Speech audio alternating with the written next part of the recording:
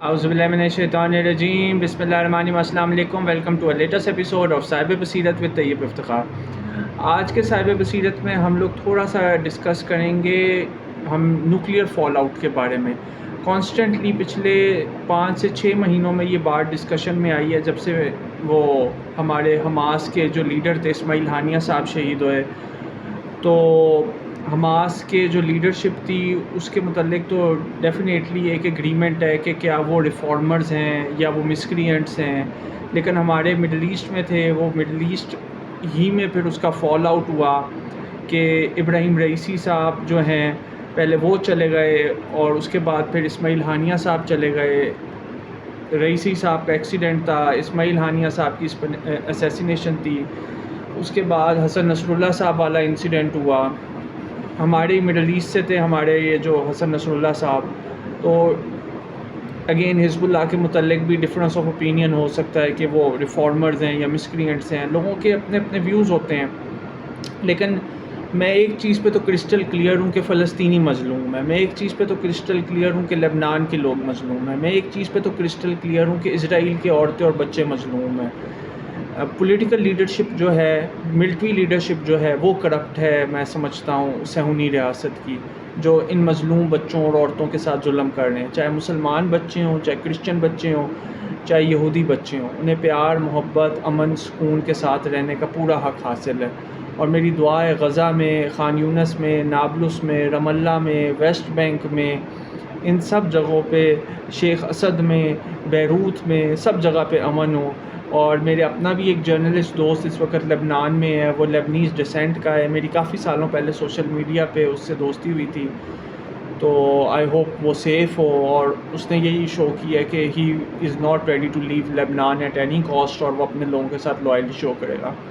Actual issue ये है कि पिछले साल 7 अक्टूबर के बाद से अब तक की जो कैटास्ट्रॉफ़ी हुई है गज़ा में और जो जेनोसाइड हुआ है फ़लस्तीनियों का, उसमें एक बात सोची जा रही थी कि कहीं किसी स्टेज पे ये ना हो कि जिस तरह रशिया और यूक्रेन के दरमियान फ़ियर कर जाता है कि न्यूक्लियर ट्रिगर्स ना पुल हो जाएं।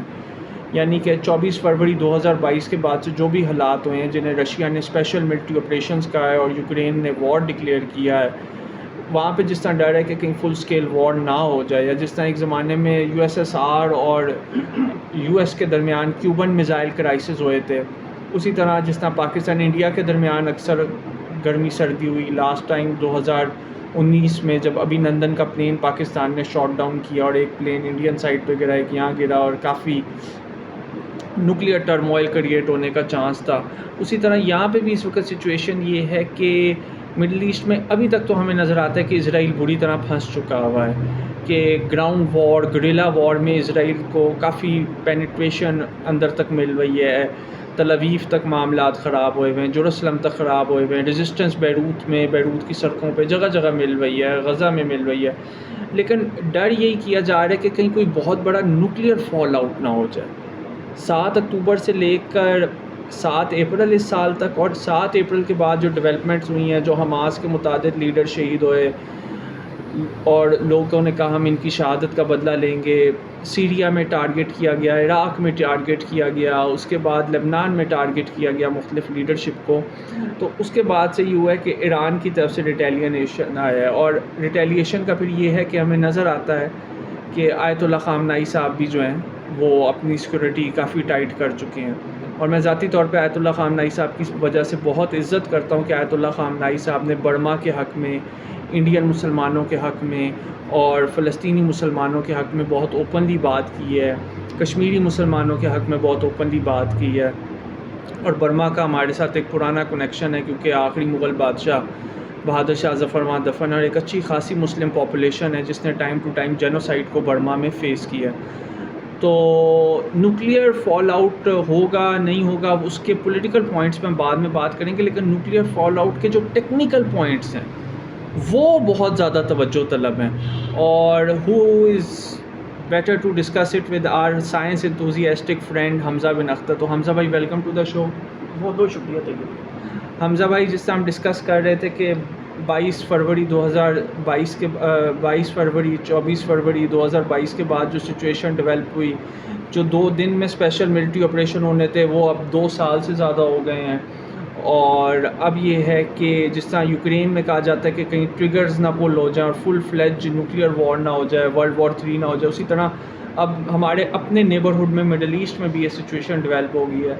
तो हमजा भाई, आपका इतना वास्ट नॉलेज है इस पे साइंटिफिक फील्ड्स में, आप थोड़ा सा हमें न्यूक्लियर पे डिग इन करके बताएं कि न्यूक्लियर जो एनर्जी है, न्यूक्लियर जो पावर है, उसका हार्मफुल इफ़ेक्ट क्या हो सकता है ह्यूमैनिटी पे, अदर देन हमें हिरोशिमा और नागासाकी की स्टोरी सुनते हैं, लेकिन उसके अलावा अगर आप हमें कुछ बताएं। सबसे पहले तो ये भाई हमें जानना चाहिए कि जो एटम है वो क्या चीज़ है, ठीक है। एटम ना एक ना छोटे से छोटा ज़र्रा होता है, ठीक है। जो यूनानी थे ना, ग्रीस यूनानी थे, उन्होंने सबसे पहले ना एटम का तस्वुर दिया था, ठीक है।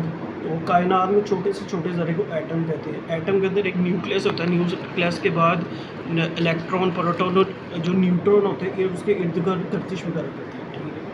सबसे पहले जो था ना, एक यूरेनियम एक धातु होती है, ठीक है, जिसे ऑलमोस्ट कहते थे कि 17वीं सदी में ना डिस्कवर किया गया था, ठीक है।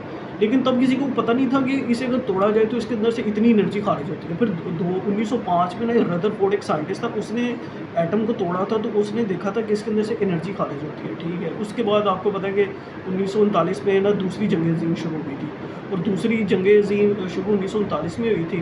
और तब कहते थे कि 1941 या 41 की बात है कि ना जो था ना जापान था, उसने ना अमेरिका के ना एक कोई रियासत थी पर्ल हार्बर, जिसे कहते थे, वो कहते थे कि वहाँ बहुत ज़्यादा तादाद में असला था, वो कहते थे काफ़ी बुरी तरह से तबाह हुई थी।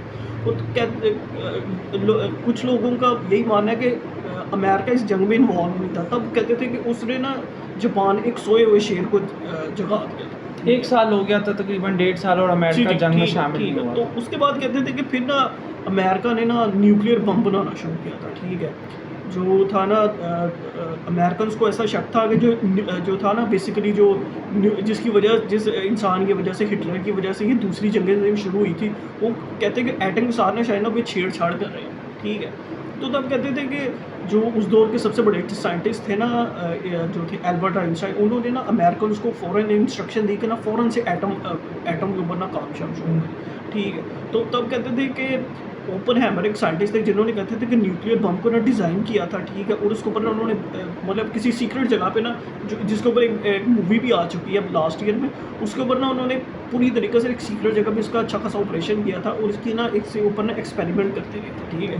तो कहते थे कि फिर 6 अगस्त 1945 को ना अमेरिका ने ना हिरोशिमा पे ना एटॉमिक बम फेंका था। जब कहते थे कि वो एटॉमिक बम फेंका गया था, तब कहते थे उसकी वजह से ना, जो उसकी रेडिएशन की वजह से वहाँ जो टेम्परेचर था ना, वो कहते थे कि 6000 डिग्री तक पहुँच गया था। और उस रेडिएशन की वजह से ना जो लोगों के जो समझ लें कि उनका मांस था ना, ऐसे उनकी स्किन ना पिघल रही थी, ठीक है। कुछ लोगों का वहाँ पे मतलब कुछ लोगों का ये भी कहना है कि जब हम लोगों ने पहली दफ़ा वो मंजर देखा ना, तो दोबारा हमारी देखने की हिम्मत ही नहीं।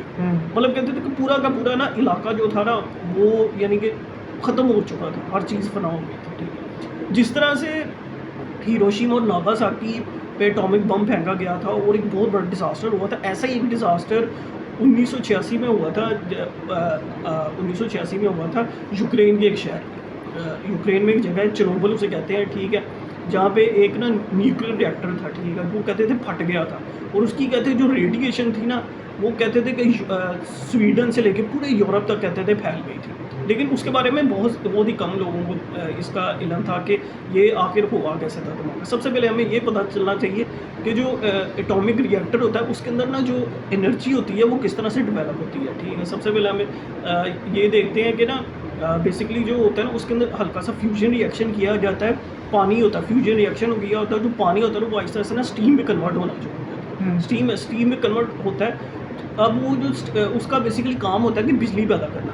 अब वो जो पानी होता है वो स्टीम में कन्वर्ट होने के साथ कूलिंग का भी काम करता है, ठीक है। कूलिंग के काम के लिए उसे ना पीछे से ना जो एक हाई पावर चाहिए होती है, ठीक, उसमें पीछे ना मोटर्स लगी होती हैं जो उसे ना हर टाइम ना पानी सप्लाई करती हैं, और उन मोटर्स को ना बेसिकली ना जो टर्बाइंस होती हैं जो उन्हें पीछे से ना पुश करती हैं, ठीक है। अब ये जो चेर्नोबिल न्यूक्लियर रिएक्टर था ना, ये कहते थे कि जो यूक्रेन था ना, उसकी ना ऑलमोस्ट ना अब इसकी जो कैपेसिटी थी ना 4, क्योंकि ये रिएक्टर्स थे, और हर रिएक्टर जो था ना तकरीबन 1000 मेगावाट तक ना बिजली पैदा बनाता था, ठीक है। तो आप समझ लें कि जो यूक्रेन की ना तकरीबन, आप समझ लें कि जो 10% जो बिजली थी ना, वो ना ये यहाँ से चेर्नोबिल से उन्हें मिलती थी, तो कहते थे कि जिस रात ये 26 अप्रैल 1986 को जिस रात ये एक्सपेरिमेंट किया गया था ना, उस रात भी उन्होंने ना ऐसा ही एक्सपेरिमेंट करना था कि अगर सपोज़ 5 या मिनट के लिए लाइट चली जाए, ठीक है, तो जो न्यूक्लियर रिएक्टर होगा उसके अंदर जो होगी, जो भाप होगी, जो स्टीम होगी, वो किस तरह से ना इसे न्यूक्लियर रिएक्टर को बेसिकली चला सकती है, ठीक है। अगर 5 मिनट के लिए लाइट चली जाए, किस तरह से वो टरबाइनों से पुश करेगी, ठीक है। उन्होंने पता किया उन्होंने ऐसा किया कि उसकी जो पावर थी ना 1000 वाट से ना तकरीबन 300 वाट तक ना, मतलब 300 वाट तक ले आए, ठीक है। लेकिन ना वो जब एनर्जी वो हुई ना, तो जो उसके जो न्यूक्लियर रिएक्टर के नीचे जो भाप थी ना, ठीक है, वो जो पानी था वो अचानक से ना भाप भर के ना उड़ गया, ठीक है। उसे पीछे से वैसे पानी की सप्लाई नहीं मिली, ठीक है, वैसी चीज़ नहीं मिली उसे, ठीक है। इसी वजह से ना जो पावर थी ना, वो जो उसे आउटपुट जब उसे ज़्यादा नहीं ना मिली, वो जो न्यूक्लियर रिएक्टर था ना, वो अचानक से ना उसके अंदर ना बेसिकली रेडिएशन पैदा होना शुरू की। क्या वो रेडिएशन की वजह से हीट इतनी ज़्यादा हो गई थी कि उसके जो नीचे का जो सारा हिस्सा था ना, वो सारा ही ना मतलब पिघल गया था, ठीक है, वो मेल्ट हो गया था। और उसके ना जो साथ वाले जो न्यूक्लियर रिएक्टर से उन्हें भी नुकसान किया, तो उसकी जो छत थी ना, वो भी कहते थे कि उड़ गई थी उसकी वजह से। तो कहते थे कि एकदम से ना वहाँ इतनी ज़्यादा, यानी कि वो एक, फिर उन्होंने ना जैसे ही उन्होंने कहा कि हमने इसी पावर को ना 1000 वोल्ट पे वापस लेके आता, लेकिन ना तब तक उन्होंने बैकअप का जब बटन दबाया था ना, तो वो रिएक्शन सारा ही उल्टा हो चुका था, ठीक है। सारा रिएक्शन जब उल्टा हो गया ना, तो अब वो उसके अंदर रॉड्स डलती है ना, वो रॉड्स भी कम हो गई थी, ठीक है। तो जो वहाँ के बेसिकली जो साइंटिस्ट थे, उन्हें भी नहीं समझ आ रहा था कि ये ऐसा हुआ क्या है यहाँ पर, ठीक है। जब उन्होंने बैकअप का पावर दबाया तो वो भी सही तरह से नहीं चला, फिर काम वो सारा ख़राब हो गया, ठीक है। तो उसे जितनी एनर्जी चाहिए थी उतनी उसे एनर्जी मिली नहीं है, ठीक है। 1000 वोल्ट से वो एकदम से जो उसका बैकअप पावर थी बहुत ज़्यादा हो गई थी, तो उसकी वजह से हर तरफ ना उसकी जो आग थी ना, आग की लपटों में आ गया वो पूरा रिएक्टर। उसकी जो लपटें थी काफ़ी ऊपर तक जा रही थी, ठीक है। तब उन्होंने ना जो होते हैं हेलीकॉप्टर्स होते हैं, जो पानी ऊपर से लेके आते हैं ताकि ना उसे पानी को ना कम, उसकी यानी कि तपिश को आग की ना कम किया सके, आग को बुझाया जा सके, ठीक है। इसके अलावा उन्होंने कहते थे कि ये एक आग इतनी ज़्यादा फैल गई थी, इसकी वजह से ना 5% एक तो यूरेनियम, और दूसरा ना इसकी जो रेडिएशन थी ना, वो बहुत दूर तक गई थी, मतलब आप सुनेंगे रशिया, इसके अलावा स्वीडन और ना यूरोप बहुत से ऐसे ममालिक में गई थी, जिसकी वजह से कहते थे कि कुछ जगहों पे ना रेडिएशन की, आपको पता है कुछ जगहों पे बारिश भी होती है, ठीक है, एसिड रेन टाइप। जी, एसिड रेन टाइप, जिसे आप समझते हैं कि कुछ ऐसे वो अगर कुछ एक तो उससे कैंसर हो जाता है, दूसरा जल्द की बहुत सी बीमारियाँ हो जाती हैं। और अगर कहते हैं कि जो गाय वगैरह होती है, अगर वो उसके आप समझ लें कि उसकी बॉडी में भी इंजेक्ट हो जाए ना, तो वो जब बच्चे वगैरह उसका दूध पीते हैं ना, तो उन्हें भी वो कैंसर का ना ख़तरा लाभ हो गया। जब कहते थे कि ये सानिया हुआ ना, तो ना जो यूक्रेन की हुकूमत थी ना, उन्हें इतना आइडिया नहीं था, पहले उन्हें भी नहीं था पता कि क्या हुआ। उन्होंने ना दुनिया से थोड़ा सा छुपाया, लेकिन ना बाद में आहिस्ता आहिस्ता ना दुनिया को पता चला ये काफ़ी ना बड़ा एक डिज़ास्टर हुआ, ठीक है। तो उन्होंने ना फिर ना ये जो यानी कि आप समझ लें कि 10 दिन तक ना इसकी 10 दिन लगे थे इसकी आग बुझाने को, ठीक है। तो कहते थे कुछ इसके अलावा वो कहते थे कि पानी के अलावा ना रेत और मिट्टी के भी ना इसको बनना फेंकी जाए ताकि ना इसे कम किया जा सके, ठीक है। अब जो बेसिकली जो होता है ना न्यूक्लियर रिएक्टर होता है, उसके अंदर ना एक तो D2O भारी पानी होता है, जिसकी वजह से ना उसकी जो रेडिएशन होती है उसकी सप्लाई को कम किया जाता है। दूसरा ना कंक्रीट की दीवारें भी कायम की जाती हैं ताकि ना उस चीज़ को कम किया जा सके। तो ये एक ना बहुत बड़ा डिज़ास्टर था। अब इसे ना अब आप देखें ना, जैसे जो है अमेरिका का ये जो अमेरिका ने जब हिरोशिमा और नागासाकी पे एटॉमिक बम फेंका था, तो वो एक जगह है जहाँ पे आज भी लोग ना उस जगह को जाके देखते हैं, ठीक है। वो आज भी एक जगह पे जहाँ बम फेंका था ना, वहाँ पे आज भी एक बिल्डिंग का है, ठीक है। लेकिन ये जो एक जगह है ना चेरनोबिल, इसे अब डिज़ास्टर जोन करार दे दिया गया। वहाँ पे लोगों का आना जाना मना है, ठीक है। कुछ लोगों का तो यानी कि वहाँ की जो हुकूमत थी ना, उनका ख्याल था कि चंद लोगों की डेथ हुई थी, लेकिन ना बहुत से ऐसे लोगों का ख्याल है कि इसकी वजह से ना काफ़ी ज़्यादा हुआ थी। कुछ जगहों पे एक सर्वे रिपोर्ट तो ये भी बताती है कि इससे तकरीबन ऑलमोस्ट 4000 लोगों की डेथ हुई थी, ठीक है। तो एक बहुत बड़ा सानिया जिसके बारे में ना बहुत ही कम लोगों को पता। अब तो इसके ऊपर काफ़ी आप समझ लेंगे मूवीज़ भी बन चुकी हैं और ऑलमोस्ट डॉक्यूमेंट्रीज भी बन चुकी हैं। तो हमें ना न्यूक्लियर जो एनर्जी ना उसे पावरफुली अच्छे तरीके से यूज़ करना चाहिए। उसका अगर यूज़फुल हम अच्छे तरीके से करेंगे, न्यूक्लियर वॉर नहीं करेंगे, तो अगर इसे हम अच्छे तरीके से करेंगे ना, तो इसका जो है फ़ायदा वो आने वाली बहुत सी जनरेशन्स को हो सकता है। अब जैसे आप समझते हैं कि अब चाइना और जर्मनी है, वो फ्यूजन रिएक्शन से ना लाइट बनाने की कोशिश कर रहे हैं। फ्यूजन रिएक्शन वो होता है जिसकी वजह से ना हाइड्रोजन और हीलियम होती है ना, वो सन के अंदर ना उसकी वजह से लाइट पैदा होती है। तो वो कहते हैं कि वो माइनॉरिटी सा ना एक जगह होती है जिसकी वजह से हम न्यूक्लियर फ्यूजन रिएक्शन से ना पूरी दुनिया में ना लाइट दे सकते हैं, ठीक है। इसके अलावा आपको पता है कि अगर न्यूक्लियर रिएक्टर जो होते हैं ना, इसकी वजह से अक्सर ऐसा होता है कि जो ब्लास्ट होता है उसके ख़तरात होते हैं, तो उन्होंने ना, हम आप देखें कि सोलर पैनल्स आ गए हैं इस दौर में, फिल्म जो होते हैं ये जो पंचक्की है उसकी वजह से भी हम हवा की वजह से भी ना बिजली पैदा कर सकते हैं, और अपने मुल्कों और दूसरे मुल्क में ना ऐसा हो रहा है, काम शाम हो रहा है, जिसकी वजह से इन मुल्कों को ना फ़ायदा हो सकता है। अगर फ्यूचर में ऐसा ना हो, अल्लाह करे कि कभी भी ना ऐसा डिसास्टर हो दुनिया में। आप सही कह रहे हैं। बच्चों के लिए एंड में कोई आप रिकमेंडेशन अगर देना चाहें कि बच्चे किस तरह से न्यूक्लियर टेक्नोलॉजी के मुतालिक मज़ीद जान सकते हैं और किस तरह इसके इंसानियत के लिए फ़ायदे तलाश किए जा सकते हैं? सबसे पहले तो हमें ना, जो बच्चे हैं ना, उन्हें फ़िज़िक्स के बारे में पता चलना चाहिए। फिर जो फ़िज़िक्स की ब्रांचें हैं, जैसे हमें फ़िज़िक्स और केमिस्ट्री में पता होना चाहिए, ठीक है। एटम का किस तरह से मतलब एटम की हिस्ट्री पता होना चाहिए। दूसरा ना, जो इसकी शाख है ना फ़िज़िक्स की, एटॉमिक फ़िज़िक्स, उसके बारे में आप स्टडी करें, ठीक है। फर्दर स्टडी करें, पीएचडी करें। फिर जो इसके अलावा जो कहीं आप आप जो होती है ट्रेनिंग वगैरह करें। इसके अलावा ना कोई चीज़ यूनिवर्सिटी में अच्छी जगह से तालीम हासिल करें। फिर इसके बारे में ना ज़्यादा से ज़्यादा नॉलेज हासिल करें, और इन चीज़ों के बारे में आप स्टडी करें। जैसे चेरोबल का था, चेरोबल डिसास्टर का, और जो वर्ल्ड वॉर 2 में जो न्यूक्लियर धमाका हुआ था उसके बारे में आप स्टडी करें। फिर आप एटम की सारी हिस्ट्री पढ़नी चाहिए आपको, ठीक है। एटम के क्या क्या फ़ायदे हैं, ठीक है। इसे किस तरह से हम यूज़फुल बना सकते हैं फ्यूचर के टाइम में। चलें इस उम्मीद के साथ कि फ़लस्तीनियों का जेनोसाइड रुक जाएगा, सहूनी हुक्मरानों को इंटरनेशनल कोर्ट ऑफ जस्टिस में लेके जाया जाएगा, रशिया और यूक्रेन के दरमियान अमन हो जाएगा। इस उम्मीद के साथ कि इंशाअल्लाह ताला फ़लस्तीन में अमन हो, लेबनान में अमन हो, तेहरान में अमन हो, काबुल में अमन हो, लाहौर में अमन हो, रंगून में, मनीला में और बदख्शां बुखारा में अमन हो। हमारी दुआ है अल्लाह ताला जो है उसी तरह कीव में और सेंट पीटर्सबर्ग और मॉस्को में भी अमन कर दे। और ये है कि कोई बहुत बड़ा न्यूक्लियर डिज़ास्टर या न्यूक्लियर फॉल आउट हुक्मरानों की लालच की वजह से, सियासतदानों की ग्रीड की वजह से ना हो।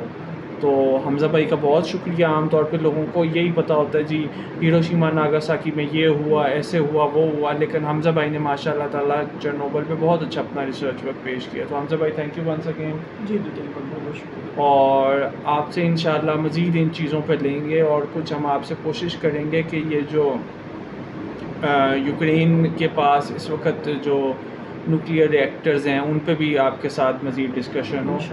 बहुत शुक्रिया हमज़ा भाई, अल्लाह हाफ़िज़।